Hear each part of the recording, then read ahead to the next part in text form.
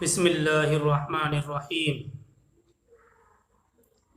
ان اللہ لا یخفى علیہ شیء فی الارض ولا فی السماء هو الذی یصورکم فی الارحام کیف یشاء لا الہ الا هو العزیز الحکیم هو الذی انزل علیک الکتاب منہ آیات محکمات ہن ام الکتاب واخر متشابہات فأما الذین فی قلوبہم زیغ فیتبعون ما تشابہ منہ ابتغاء الفتنة وابتغاء تأویلہ وما یعلم تأویلہ الا اللہ والراسخون فی العلم یقولون آمنا بہ کل من عند ربنا وما یذکر الا اولو الالباب۔ سورہ آل عمران آیت نمبر 5۔ ان اللہ لا یخفی علیہ شیء فی الارض ولا فی السماء۔ ترجمہ: زمین اور آسمان کی کوئی چیز اس سے پوشیدہ نہیں ہے۔ ان اللہ لا یخفی علیہ شیء فی الارض ولا فی السماء۔ زمین اور آسمان کی کوئی چیز اس سے پوشیدہ نہیں ہے۔ هو الذی یصورکم فی الارحام کیف یشاء۔ وہ ذات ہے جو تمہاری تصویر کشی کرتا ہے ماں کی رحم میں، کیف یشاء جیسے چاہے۔ لا الہ الا هو العزیز الحکیم۔ اس کے سوا کوئی معبود نہیں، وہ زبردست حکمت والا ہے۔ یہ آل عمران آیت نمبر 5 اور 6 ہیں۔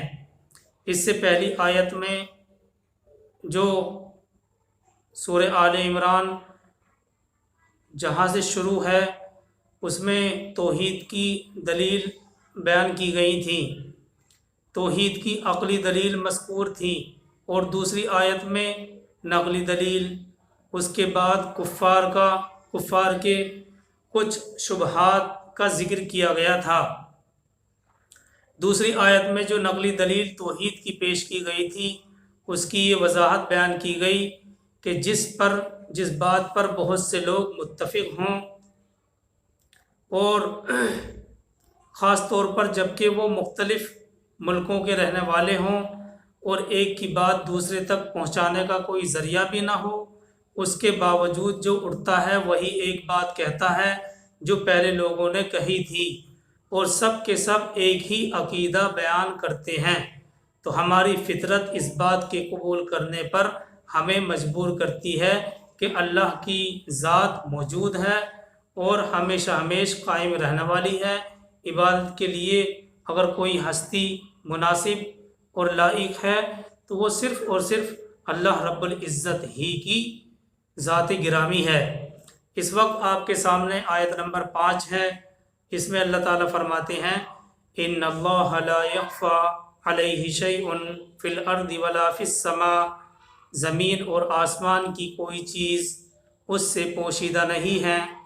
مطلب یہ ہے کہ وہ کائنات کی تمام حقیقتوں کو جاننے والا ہے، اس لیے اس نے جو کتاب نازل کی ہے وہ سراسر حق ہی ہونی چاہیے، بلکہ حق صرف اس کتاب میں ہی انسان کو مل سکتا ہے جو اس علیم و خبیر اور حکمت والے اللہ کی طرف سے نازل ہو۔ مطلب یہ ہے کہ وہ کائنات کی تمام حقیقتوں کو جاننے والا ہے، اس لیے اس نے جو کتاب نازل کی ہے وہ سراسر حق ہونی چاہیے، بلکہ حق صرف اس کتاب میں ہی انسان کو مل سکتا ہے جو اس علیم و خبیر اور حکمت والے کی طرف سے نازل ہو۔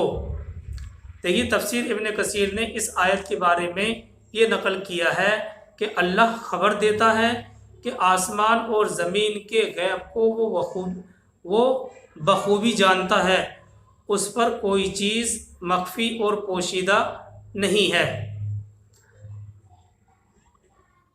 تو بہرحال اس آیت سے بھی اللہ کی توحید کی طرف اشارہ پایا جاتا ہے آگے چلتے ہیں آیت نمبر 6 میں اللہ تعالیٰ فرماتے ہیں هو الذی یصورکم فی الارحام کیف یشاء، ترجمہ وہ ماں کے پیٹ میں تمہاری صورتیں جس طرح چاہتا ہے بناتا ہے، اس کے سوا کوئی معبود نہیں، وہ غالب اور حکمت والا ہے۔ اس آیت یعنی آیت نمبر 6 میں وہ ماں کے پیٹ میں تمہاری صورتیں جس طرح چاہتا ہے بناتا ہے، اس کے سوا کوئی معبود نہیں، وہ غالب حکمت والا ہے۔ اس آیت نمبر 6 کے اندر دو اہم حقیقتوں کی طرف اشارہ کیا گیا ہے۔ پہلی حقیقت یہ ہے کہ تمہاری فطرت کو جیسا وہ جانتا ہے نہ کوئی دوسرا جان سکتا ہے، نہ تم خود ہی جان سکتے ہو، اس لیے اس کی رہنمائی پر اعتماد کیے بغیر کوئی چارہ نہیں۔ پہلی حقیقت یہ ہے کہ تمہاری فطرت، انسان کی فطرت کو جیسا وہ جانتا ہے اللہ رب العزت جانتے ہیں، نہ کوئی دوسرا جان سکتا ہے، نہ تم خود ہی جان سکتے ہو، اس لیے اس کی رہنمائی پر اعتماد کیے بغیر کوئی چارہ نہیں۔ دوسری حقیقت یہ ہے کہ جس نے تمہارے حمل ٹھہرنے سے لے کر بعد کے مراحل تک ہر موقع پر تمہاری چھوٹی سے چھوٹی ضرورتوں تک کو پورا کرنے کا اہتمام کیا، اب یہ کس طرح ناممکن ہو سکتا ہے کہ وہ دنیاوی زندگی میں تمہاری ہدایت کا انتظام نہ کرتا، حالانکہ تم سب سے بڑھ کر اگر کسی کے محتاج ہو تو وہ وہی ذات اقدس ہے، یعنی اللہ کی ذات ہے۔ تو گویا کہ اس آیت یعنی آیت نمبر 6 میں دو اہم حقیقتیں اللہ تبارک و تعالیٰ نے بیان فرمائی ہیں۔ پہلی یہ ہے کہ تمہاری فطرت کو جس طرح اللہ جانتا ہے کوئی دوسرا نہیں جان سکتا، اور نہ ہی خود تم بھی جان سکتے ہو، اس لیے اس کی رہنمائی پر اعتماد کیے بغیر کوئی چارہ ہی نہیں ہے۔ دوسری حقیقت یہ ہے کہ جس نے استقرار حمل سے لے کر بعد کے مراحل تک ہر موقع پر انسان کی چھوٹی سے چھوٹی ضرورتوں تک کو پورا کرنے کا اہتمام کیا، اب یہ کس طرح سے ناممکن ہو سکتا ہے کہ وہ دنیا کی زندگی میں تمہاری ہدایت کا انتظام نہ کرتا، حالانکہ تم سب سے بڑھ کر اگر کسی کے محتاج ہو تو وہ وہی اللہ رب العزت کی ذات اقدس ہے، یعنی اللہ۔ ڈاکٹر اسرار احمد صاحب آیت سے متعلق لکھتے ہیں کہ وہی ہے جو تمہاری صورت گری کرتا ہے، تمہاری ماؤں کے رحموں میں جس طرح چاہتا ہے نقشہ کشی کرتا ہے۔ یہ کہتے ہیں کہ پہلی چیز اللہ کے علم سے متعلق تھی، اور یہ اللہ کی قدرت سے متعلق ہے۔ جو پہلی آیت ہے ان اللہ لا یخفی علیہ شیء فی الارض ولا فی السماء، ڈاکٹر اسرار احمد صاحب لکھتے ہیں اس کے بارے میں کہ پہلی چیز اللہ کے علم سے متعلق تھی، یعنی اللہ کا علم تمام آسمان اور زمینوں کو گھیرے ہوئے ہے، اپنے اندر سموئے ہوئے ہے۔ تو پہلی چیز اللہ کے علم سے متعلق تھی، اور یہ دوسری چیز اللہ کی قدرت سے متعلق ہے۔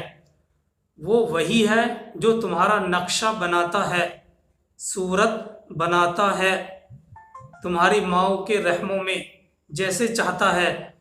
کسی کے پاس کوئی اختیار نہیں، کوئی چوائس نہیں کہ وہ اپنا نقشہ خود بنا لے۔ یہ اللہ رب العزت کے اختیار میں ہے کہ وہ جس کی چاہے جیسی صورت بنائے۔ تو کسی کے پاس ذرہ برابر بھی کوئی اختیار نہیں ہے کہ وہ اپنا نقشہ خود بنا سکے۔ اللہ تعالیٰ اسی چیز کو فرماتے ہیں هو الذی یصورکم فی الارحام کیف یشاء لا الہ الا هو العزیز الحکیم۔ وہ ماں کے پیٹ میں تمہاری صورتیں جس طرح چاہتا ہے بناتا ہے، اس کے سوا کوئی معبود نہیں، وہ غالب حکمت والا ہے۔ آگے آیت نمبر 7 ہے، اللہ تعالیٰ فرماتے ہیں هو الذی انزل علیک الکتاب بالحق هو الذی انزل علیک الکتاب منہ آیات محکمات ہن ام الکتاب و اخر متشابہات، وہ وہی ذات ہے جس نے اتاری آپ پر کتاب، اس میں سے بعض آیتیں محکم ہیں، وَأُخَرُ مُتَشَابِهَاتٌ محکمات ہن، ان میں سے بعض آیتیں محکمات ہیں جن کے معنی واضح ہیں اور وہی اصل کتاب ہیں، اور دوسری آیتیں متشابہ ہیں جن کے معنی معلوم نہیں۔ سو جن لوگوں کے دلوں میں ٹیڑھ ہے وہی اس چیز کی پیروی کرتے ہیں، وہی متشابہات آیات کی پیروی کرتے ہیں گمراہی پھیلانے کے مقصد سے اور مطلب معلوم کرنے کے مقصد سے۔ آیت کا ترجمہ، وہ وہی ذات ہے جس نے اتاری آپ پر کتاب، اس میں سے بعض آیتیں محکم ہیں یعنی ان کے معنی واضح ہیں اور وہی اصل کتاب ہے، اور دوسری آیتیں متشابہ ہیں جن کے معنی اور مطلب معلوم نہیں۔ سو جن لوگوں کے دلوں میں ٹیڑھ ہے، کجی ہے، وہی پیروی کرتے ہیں متشابہات آیات کی، وہی پیچھے پڑتے ہیں متشابہات آیات کے، گمراہی پھیلانے کی وجہ سے اور مطلب معلوم کرنے کی وجہ سے، مطلب معلوم کرنے کے مقصد سے۔ اس کا مطلب، ان کا مطلب کوئی نہیں جانتا جو آیتیں متشابہات ہیں۔ سو اللہ والے اور مضبوط علم والے کہتے ہیں ہم اس پر یقین لائے کہ یہ سب اللہ کی طرف سے ہے، یہ سب کے سب اللہ کی طرف سے نازل ہوئی ہیں، اور سمجھانے سے وہی لوگ سمجھتے ہیں جن کو عقل ہے۔ وما یذکر الا اولو الالباب، اور سمجھانے سے وہی سمجھتے ہیں جن کو عقل ہے۔ یہ آیت نمبر 7 ہے۔ دیکھیے اس آیت کے ظاہری الفاظ پر ہم پہلے غور کرتے ہیں۔ منہ آیات محکمات ہن ام الکتاب کے الفاظ ہیں کہ اس کتاب میں محکم آیات ہیں اور وہی اصل کتاب ہیں۔ محکم اور پختہ آیات وہ ہیں جن کا مفہوم بالکل واضح ہوتا ہے اور جنہیں ادھر ادھر کرنے کی کوئی گنجائش نہ ہو۔ اس کتاب یعنی قرآن کی جڑ اور بنیاد وہی آیتیں ہیں، جو آیتیں محکمات ہیں، جن کے مطلب اور مفاہیم بالکل واضح ہیں، وہی اصل کتاب ہیں۔ اور آگے وَأُخَرُ مُتَشَابِهَاتٌ، اور کچھ دوسری آیتیں ایسی بھی ہیں جو متشابہ ہیں، جن کا صحیح مفہوم متعین کرنا بہت مشکل بلکہ عام حالات میں ناممکن ہے۔ اس کی اجمالی تفسیر پہلے بھی آئی تھی۔ آیات الاحکام جتنی بھی ہیں سب محکمات ہیں۔ مثال کے طور پر یہ کرو یہ نہ کرو، یہ حلال ہے یہ حرام ہے، جیسا کہ ہم نے سورہ بقرہ میں بھی بار بار یہ دیکھا کہ کتب علیکم کے الفاظ بار بار آئے، یعنی کتب علیکم الصیام، کتب علیکم القتال وغیرہ وغیرہ، کہ تمہارے اوپر روزہ فرض کیا گیا ہے، تمہارے اوپر یہ فرض کیا گیا ہے۔ تو ہم نے بار بار یہ سورہ بقرہ میں بھی دیکھا کہ کتب علیکم کے الفاظ بار بار آئے، یعنی یہ تمہارے اوپر فرض ہیں، اور اصل کتاب حقیقت میں اسی مجموعے کا نام ہے، جس کے اوپر شریعت کا ڈیپینڈ ہے وہ یہی مجموعہ ہے، یعنی آیات محکمات۔ لیکن وہ آیات جن میں اللہ کی ذات اور صفات کی بحث ہے، ان کا سمجھنا آسان نہیں ہے۔ اللہ کی ذات اور صفات کا ہم کیسے تصور کر سکتے ہیں؟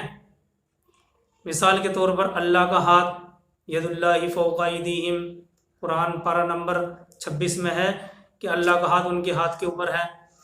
تو اللہ کا ہاتھ، اللہ کا چہرہ، اللہ کی کرسی، اللہ کا عرش، ان کا ہم کیا تصور کریں گے؟ اسی طرح سے فرشتے عالم غیب کی شے ہیں، ان کا ہم کیسے تصور کریں؟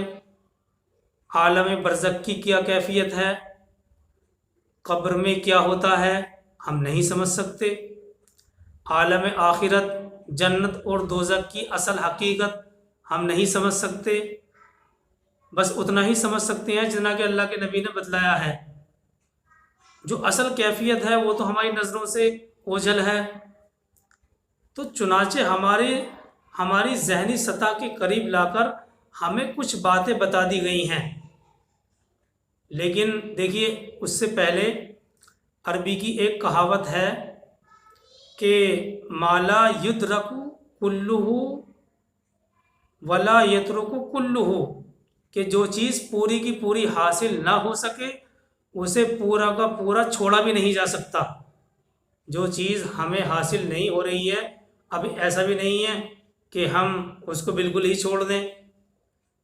تو جو چیز پوری کی پوری حاصل نہ ہو اسے پورے کا پورا چھوڑا بھی نہیں جا سکتا، چنانچہ ان کا ایک تصور قائم ہو جانا چاہیے، اس کے بغیر آدمی کا راستہ سیدھا نہیں رہے گا۔ لیکن ہمیں ان کی تفصیل میں نہیں جانا چاہیے، جو آیات متشابہات ہیں ان کی تفصیل میں نہیں جانا چاہیے، لیکن دوسرے درجے میں یہ بھی سمجھنا چاہیے کہ جو چیزیں ہمارے سامنے ایک وقت تک متشابہات میں سے رہیں، اللہ کے نبی صلی اللہ علیہ وسلم نے کسی چیز کے بارے میں بتلایا، یا قرآن نے کسی چیز کے بارے میں بتلایا، تو ایک وقت تک وہ چیز ہمارے سامنے متشابہات میں سے رہی، لیکن جیسے جیسے سائنس کا علم بڑھتا جا رہا ہے، رفتہ رفتہ ان کی حقیقت سے پردہ اٹھتا جا رہا ہے۔ لیکن اب بھی بہت سی چیزیں محکم ہو کر ہمارے سامنے آ رہی ہیں، اور یہ بھی یاد رکھنا چاہیے کہ اب بھی بعض چیزیں ایسی ہیں جن کی حقیقت سے ہم بے خبر ہیں، ہمیں ان کی حقیقت کا پتہ ہی نہیں ہے، اور انسان کی رسائی وہاں تک پہنچ ہی نہیں سکتی۔ کچھ دنیا کے اندر بھی ہم سنسار میں بھی دیکھتے ہیں کہ کچھ چیزیں ایسی ہیں جن کی جہاں تک انسان کی رسائی پہنچ ہی نہیں سکی یا آج تک بھی نہیں پہنچ سکی۔ تو کچھ چیزیں ایسی بھی ہیں جن کی حقیقت سے ہم بے خبر ہیں، جیسے ہم ابھی تک نہیں جان پائے کہ 7 آسمان سے کیا مراد ہے، 7 آسمانوں کا کیا مطلب ہے۔ حالانکہ قیاس آرائی کی ہے لوگوں نے، لیکن اس کی حقیقت ہمیں صحیح نہیں پتہ۔ ہمارا یقین ہے، ہمارا ایمان ہے، انشاءاللہ وہ وقت آئے گا کہ انسان سمجھ لے گا کہ ہاں بات صحیح وہی تھی، اور یہی صحیح تعبیر تھی جو قرآن کریم نے ہمارے سامنے بیان کی تھی۔ تو کچھ چیزیں ایسے ہی، کچھ آیتیں متشابہات ہیں اور کچھ آیتیں محکمات ہیں۔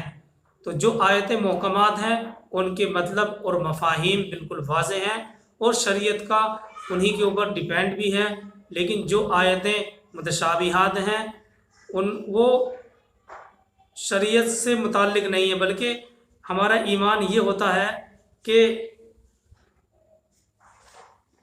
ہمیں یہ سمجھنا چاہیے کہ وہ بھی اللہ کی طرف سے ہیں۔ آگے خود اللہ تبارک و تعالیٰ نے اسی آیت کے اندر وضاحت کی ہے۔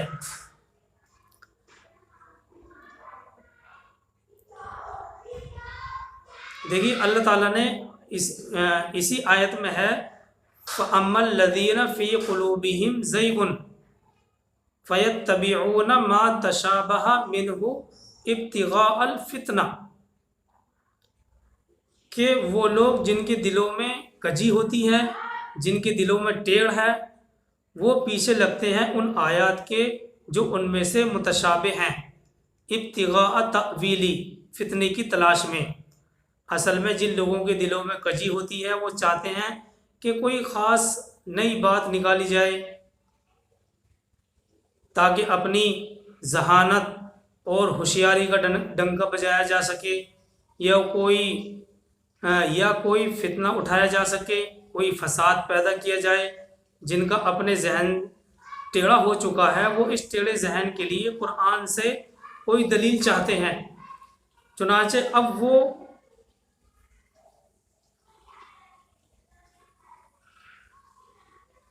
ان متشابہات آیات کے پیچھے پڑتے ہیں کہ ان میں سے کسی مفہوم کو اپنے من پسند مفہوم کی طرف موڑ سکے، اس سے وہ فتنہ اٹھانا چاہتے ہیں۔ وابتغاء تاویلی، ان متشابہات آیات کی حقیقت معلوم کرنے کے لیے ان کے پیچھے پڑتے ہیں۔ کچھ لوگ ایسے بھی ہوتے ہیں کہ حقیقت معلوم کرنے کے لیے ان کے پیچھے پڑتے ہیں، وہ تلاش کرنے کی کوشش کرتے ہیں کہ ان آیتوں کی اصل منشا کیا ہے۔ یعنی یہ بھی ہو سکتا ہے کہ کسی کا علم ذوق ہی ایسا ہو کہ وہ بات کی تہ میں جانا چاہتا ہو، اور یہ بھی ہو سکتا ہے کہ ایک شخص کی فطرت میں ٹیڑھ ہو اور وہ صرف فتنہ اور فساد پھیلانے کے لیے کوئی ایسا شوشہ چاہتا ہے کہ وہ اچھالے اور اس کی وجہ سے اس کی ذہانت اور ہوشیاری کا ڈنکا بجے اور اس سے فتنہ پھیلے۔ کئی لوگ ایسے ہوتے ہیں جن کو علمی ذوق ہوتا ہے، وہ اپنے علمی ذوق کی وجہ سے بات کی تہ میں جانا چاہتے ہیں۔ تو بہرحال دونوں طرح کے لوگ ہو سکتے ہیں۔ وابتغاء تأویلی منہ ابتغاء الفتنہ وابتغاء تأویلی، دونوں طرح کے لوگ ہو سکتے ہیں۔ آگے وما یعلم تاویلہ الا اللہ، یعنی ان کا حقیقی مفہوم اللہ کے سوا کوئی نہیں جانتا۔ والراسخون فی العلم یقولون آمنا بہ کل من عند ربنا، دیکھیے یہی وہ چیز ہے جو پہلے اشارتاً بتلائی گئی کہ وہ لوگ جو علم میں پختہ ہیں وہ یوں کہتے ہیں کہ ہم ایمان لائے اس کتاب پر کہ یہ کل کی کل ہمارے رب کی جانب سے ہے۔ یعنی جن لوگوں نے علم میں رسوخ حاصل کر لیا ہے اور جن کو علم میں رسوخ حاصل ہو گیا ہے، جن کی جڑیں علم میں گہری ہو چکی ہیں، ان کا طرز عمل یہ ہوتا ہے کہ جو بات صاف صاف سمجھ میں آ گئی اس پر عمل کر لیں گے، اور جو بات پوری سمجھ نہیں آ رہی اس کے لیے ہم انتظار کریں گے۔ لیکن اتنا تو ضرور ہے کہ یہ آیات بھی اللہ ہی کی جانب سے ہیں۔ وما یذکر الا اولو الالباب، آگے اس آیت کے آخر میں اللہ تعالیٰ فرماتے ہیں کہ یہ نصیحت تو صرف عقل والے ہی حاصل کر سکتے ہیں۔ یعنی سب سے بڑی ہوشیاری یہ ہے کہ انسان اپنی عقل کی حدود لمیٹیشن کو جان لے، انسان اپنے عقل کی حد کو، حدود کو جان لے کہ میری عقل کہاں تک جا سکتی ہے۔ اگر انسان یہ نہیں جانتا تو پھر وہ اولو الالباب یعنی عقل والوں میں داخل نہیں ہے۔ یہاں پر بڑی اہم بات بتلائی گئی ہے، وما یذکر الا اولو الالباب، کہ نصیحت تو صرف عقل والے ہی حاصل کر سکتے ہیں۔ یعنی سب سے بڑی ہوشیاری یہ ہے کہ انسان اپنی عقل کی حدود کو جان لے کہ میری عقل کہاں تک جا سکتی ہے۔ اگر انسان یہ نہیں جانتا تو پھر وہ اولو الالباب یعنی عقل والوں میں داخل نہیں ہے۔ بے شک عقل بڑی شے ہے، اس سے کوئی انکار نہیں ہے، عقل بڑی چیز ہے، لیکن اس کی اپنی ایک حد ہوتی ہے، ایک حد سے آگے تجاوز نہیں کر سکتی۔ گزر جا عقل سے آگے کہ یہ نور چراغ راہ ہے منزل نہیں ہے۔ گزر جا عقل سے آگے کہ یہ نور چراغ راہ ہے منزل نہیں ہے، یعنی منزل تک پہنچانا والی چیز عقل نہیں ہے بلکہ دل اور قلب ہے۔ جو انسان کے اندر دل اور قلب ہوتا ہے وہ ہے، لیکن بہرحال عقل ایک روشنی ضرور دیتی ہے، حقیقت کی طرف اشارہ ضرور کرتی ہے، لیکن یہ نہیں ہے کہ عقل حد سے آگے تجاوز کر دے، جہاں تک اللہ نے اس کی حد متعین کی ہے اس سے آگے کا بھی علم ہم کو دے دے۔ عقل انسان کو علم تو دیتی ہے، لیکن اللہ تبارک و تعالیٰ نے اس کی ایک حد متعین کی ہوئی ہے کہ اس سے آگے اگر بڑھائیں گے تو عقل غلط رہنمائی کرے گی۔ بہت سارے احکامات اسلام میں ایسے ہیں جو عقل میں آنے والے نہیں ہیں۔ اسلام نام ہی اس چیز کا ہے سر تسلیم خم کر دینا، چاہے وہ حکم عقل میں آنے والا ہو، چاہے وہ حکم عقل میں آنے والا نہ ہو۔ تو بہرحال عقل انسان کی رہنمائی تو کرتی ہے، ایک روشنی تو ہے، لیکن اصل منزل نہیں ہے۔